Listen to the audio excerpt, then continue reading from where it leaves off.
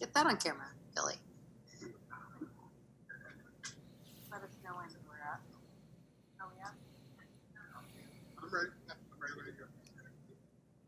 Right. Yeah. All right. Let's wait for the signal. We're good? Oh, we're good. Let's go. All right. So we are here in courtroom 500 talking with the jurors of the Van Dyke trial who have done and issued their verdict. And we're going to be referring to you by name. So if you could just give us your name before you speak. Number. Thank you. Your number. We're not using your name. Who would like to share first just how it was, your number, and just how you feel about this verdict? My number is 245. I feel that we gave a good verdict. We looked at all the evidence and we ruled on it accordingly. 252. I thought everything went the way it should have went. Never thought they would have a first degree. I didn't think they could get him a first degree.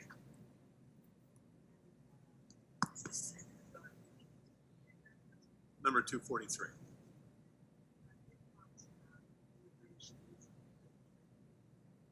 Deliberations were, I think, they couldn't have been better because we listened to each other.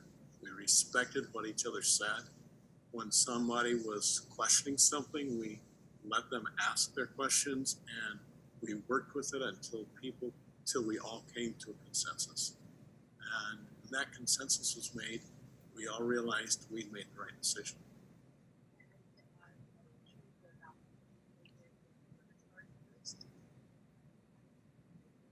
We started with the murder first, and we had a little problem at first, but we talked about it.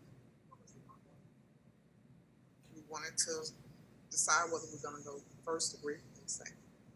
So, but we had to break everything down, and we talked among each other until we came to a conclusion.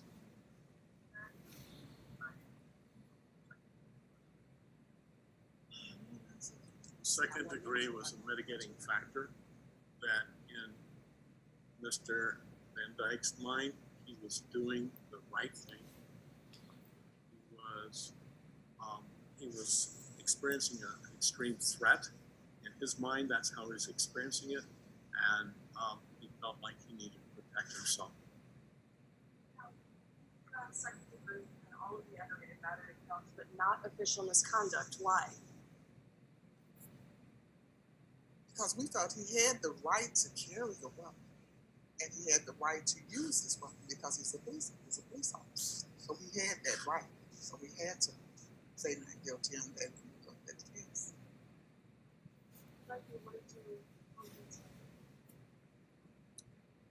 I'm remembering the sequence, and I'm a little unclear about my memories. I would need to be refreshed, as I say in court.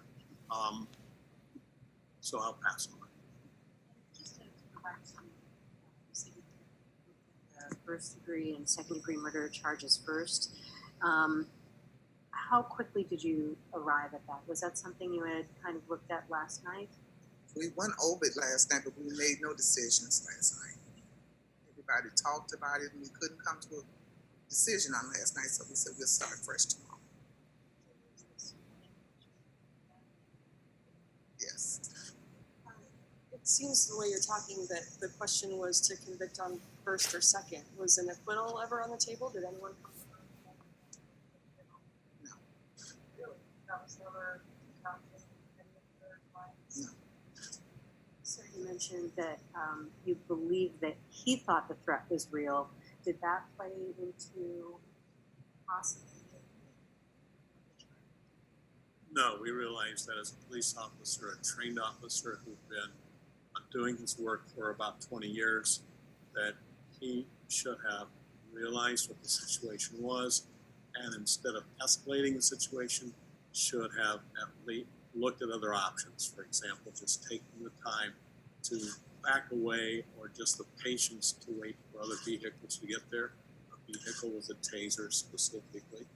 That instead of escalating the situation, he should have de-escalated.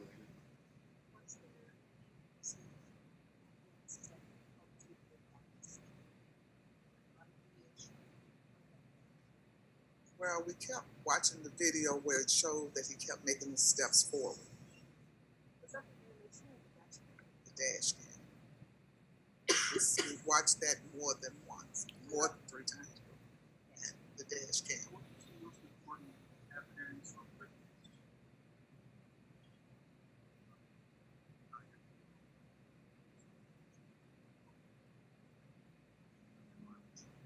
I would say Dr. Rupaman, was that her name? The coroner, the medical examiner. Her. Because she broke down every bullet, what it did, how it went in, which way it went in, how it came out. Or did it come out? The defense put on the stand. What did you make of her? Really didn't care for her. I thought she was kind of cocky. She didn't listen. She wanted to overtalk people.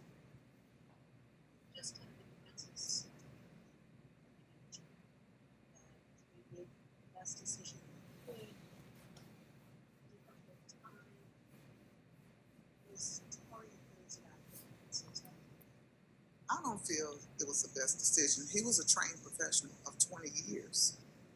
To me, he should have thought more carefully about the situation and the time in which that he got out of the car before he started shooting. Something to say there? No, basically the same thing. It's like he needed to contain the situation, not escalate. He took the stand himself. What did you make of his? Okay, go ahead. I felt he shouldn't have. He messed up. His testimony was incredible to me. I felt like he was trying to remember stuff that he said that maybe wasn't true, and he wanted to make sure he didn't trip himself up. So I didn't really feel his testimony was credible. Right, same. I didn't think he should have testified because he kept going from one question and he would answer this question, then he would go back and then he act like he didn't remember. He only remembered what he wanted to.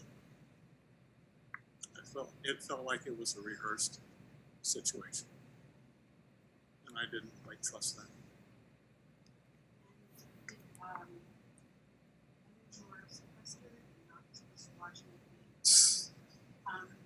Did any of you people realize this was such a high case of all about the I had no idea that it was like this. I knew that we wasn't supposed to talk to anyone, but to be escorted out and police patrol. And, Well, we appreciate the safety we had with the sheriff. They did a good job protecting us every day. no more than I expected. It was interesting. It'll be something that I'll talk about for a while. Every morning I got on the bus and on the train, and I saw hundreds and hundreds of my fellow Chicagoans, and I thought, how did I get on this jury? Right. There are all these people, and I'm doing this work, and nobody knows it. It felt really amazing. burden or Privilege. I almost threw my jury paper in the garbage though, because I wasn't coming. what do you want to say about this? It's the United States is really the only country that uses a jury system. So I felt privileged after I got here.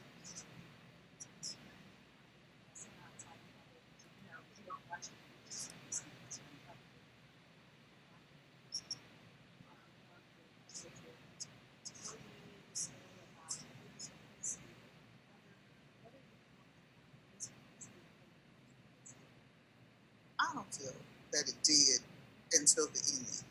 The statement that was made at the end was wrong to me.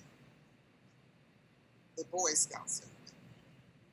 I just didn't feel that was appropriate. This was Dan Herbert, the defense attorney. That was really unappropriate. We're past all of that. We didn't come here because of race, or we came here for right and wrong. That's all.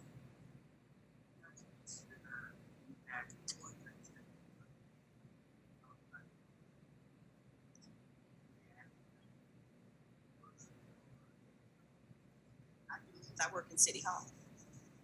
So I just think about when I go back to work, how many people's gonna approach me. Because in the newspaper, they told where I work, so everybody already at my job knew that it was me, so.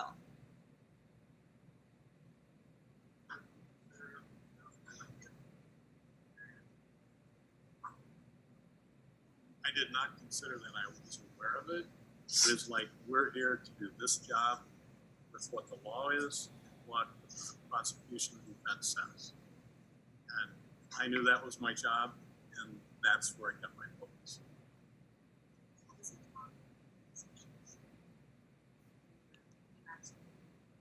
We have spent 3 weeks with each other. We respect each other. We know each other by first name, not number. We're actually a very diverse group, economically, socially. We're from all parts of Cook County, and we've learned to appreciate each other, and so we cooperated the entire time. You said you were just focused on this. Was there thoughts about what this would have on other situations that there's thoughts of the or in discussion? I wasn't in the discussions, I'm alternate. But your thoughts about how this makes situations.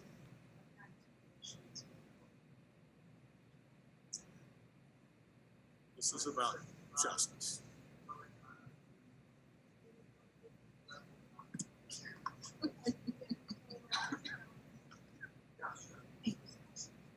This was about justice, and in this case, it was about this instance and whether or not justice would be done here, and whether or not we would relate with each other in a conciliatory, justice-like way. I believe we did both. Thank you so much for sharing your thoughts. And we're going to go to the audio portion only for the jurors who are willing to talk with us. I'm going to move over here. So we're in bars, but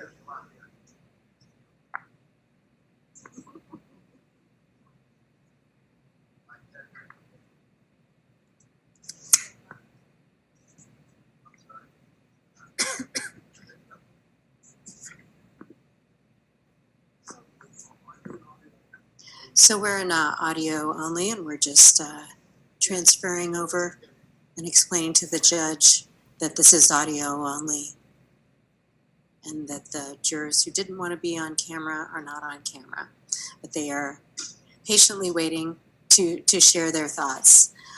So may we proceed? Okay, thank you.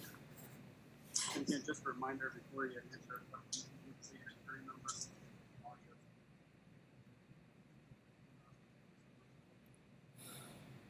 What made the strongest impression on you? What was the Juror number 253, I think the turning point for me was when he said, "Oh my God, we're gonna have to shoot this guy," and he said, "Why aren't they shooting him? He's attacking them." I think there was a pause. I think we all wrote down notes on that one, and I think that was kind of a changing point. Anyone else want to elaborate on this? Who's working that night?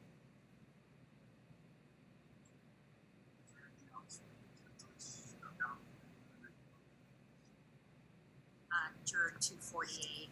We watched the video many, many, many times, and it was stepping forward instead of retreating. I think we all pretty much thought that he could have avoided it if he had retreated and by stepping forward. You watched the video live in the break room or watch it In the deliberation. How are you feeling about it? This is starting with them, but we want to hear about how you're feeling about this verdict, whether it's something that is totally easy to come to, probably some session. 248. We first took a straw poll. The way we approached it was we did a blind vote just to see where we all were. And the first vote was 7 guilty, 3 undecided. We did guilty, not guilty, and undecided. So it was 7 guilty, 7 guilty, 2 not guilty, and 3 undecided. So we had a baseline for discussion, and then we moved on from there. So there were a couple people at first who leaning toward acquittal. In our first, In the yeah, in first our round. first, yeah, blind vote.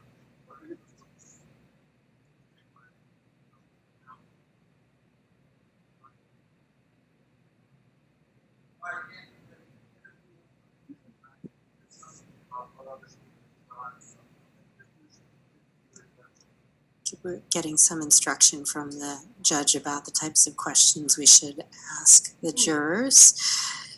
So maybe we can get back to what. Maybe we can get back to just during the trial, some of the evidence. You mentioned the video. We asked the other jurors, what did you think of Jason Van Dyke, hearing from him in his own words? Number 250.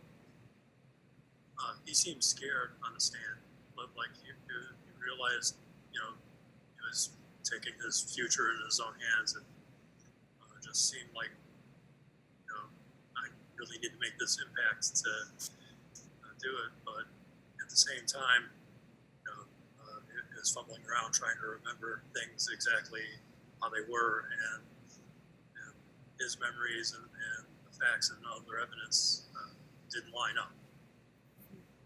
249. I think going back to his testimony, it was rehearsed. He had a lot of I don't know, not only from the questions he was being asked at that time, but he couldn't recollect the day right after when they interviewed him. So I just couldn't see how you could not remember that. Yeah, I'm surprised. Sorry. I think what he said in his initial report right after the shooting incident didn't line up with the video, so it seemed like he was just trying to cover himself up after that when he gave his report. And then the truth came out when the video was shown. Juror 241, I agree with what everyone's been saying so far, that it seemed very rehearsed. It seemed kind of like he was finally giving the play after what they've been rehearsing with him for weeks. And personally, even though we're right here, I felt him staring at us, tried to win our sympathy in a way, I guess. And I think we all kind of felt the same way, even with that, like when we're still sitting here, we felt the same way by all looking at each other and writing stuff down at the same time, that we just didn't buy it. Juror 240, I also felt it was rehearsed. I felt like he took a pause to want to like tear up or cry. I did look down because I'm a mom, and he has a mom, of course, and I was just like feeling a little bad for him, but I did think that it was rehearsed. I'm very interested to know on what the discussion was like for first degree versus second degree. Why was second degree decision reached? We considered the mitigating factor of how he perceived his actions of the imminent and escalating risk and why he took that action. But we did decide that taking the action was unreasonable, but we did consider what he thought when he was taking it. And that's juror 248. Why convict on everything except official misconduct? So walk me through the logic there. It was the knowingly taking that act, and we also thought it was consistent with deciding on the second degree because it was knowingly using his taking an action that he knowingly knew was not within his official capacity or whatever. So what's the stand line with degree two is justified? Am I understanding that? Right, a little like 241, a little of that, but we also kind of considered that what was said before, that he could legally shoot to kill, he could legally use a gun, but he just did it in a wrong way. So we thought, like, legally, yes, he could do this, so it wasn't misconduct.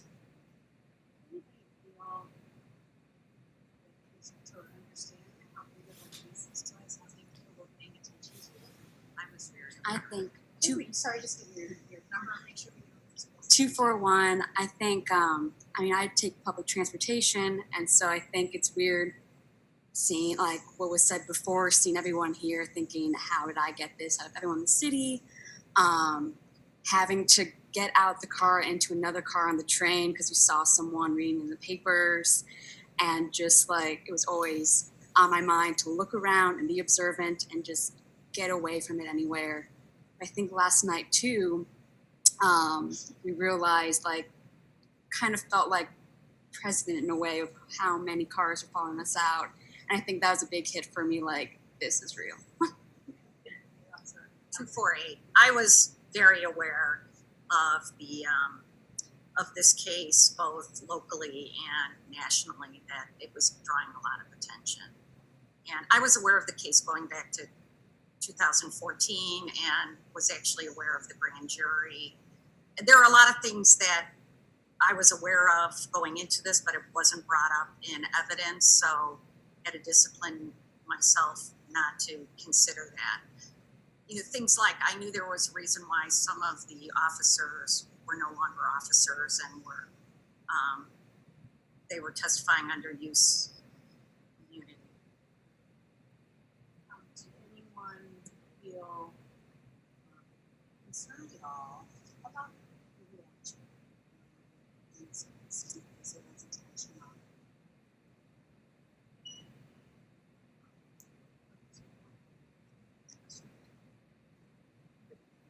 So, did anyone feel any pressure in reaching a verdict one way or another because of concern about reaction?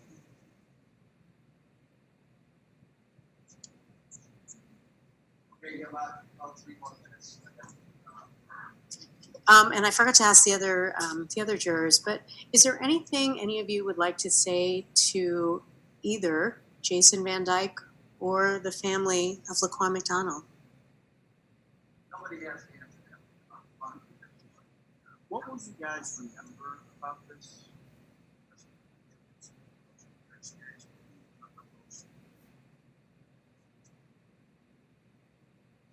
248, just the profound duty that had been placed upon us. I know I wasn't sleeping for 3 weeks. I was thinking of it constantly, but just because of its impact and because every day we walked in and looked at 2 families. You know, we saw Jason Van Dyke's family and we saw Laquan McDonald's family, and I couldn't walk in here without thinking of that every day. What would anyone else say about this service? About the service? Yeah, I totally agree. I feel like we're kind of like hostages, but VIPs at the same time. I mean, it's gonna be weird walking into a room now and not everybody's standing for us. But it was really interesting. I feel honored in a way that I was selected, and I met really great people. It was really interesting. I missed out on work a little bit, but I feel like life carries on, and I did my civil duty, and I'm proud of that. Let's put on a lot of evidence about Laquan McDonald's history. I'm curious to see how that factored into the decision for all. 241. I think the most simple way to say it is, even though you're not an innocent person, you don't deserve to die. You don't deserve something like that. What were the number of shots fired? Did that play into the decision at all?